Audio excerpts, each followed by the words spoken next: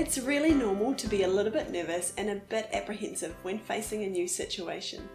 However, fear about childbirth seems to be hugely prevalent in our culture. When doing our research on this, we came across two main reasons that cause this. Number one, birth and death have both shifted in the last century from occurring regularly in the home to occurring more regularly in the hospital.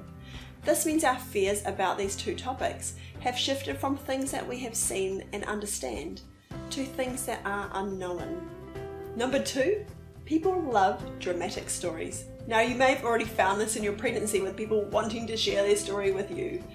People love tales not so much of the tranquil home birth at home, but tales of life and death dramas. Think about the things that we see on movies. Childbirth is often not portrayed as a normal life event, but as something horrific and scary. The stories that we hear in the media of birth are not just normal natural births occurring, but of ones that occurred on the side of the motorway or of life and death scene.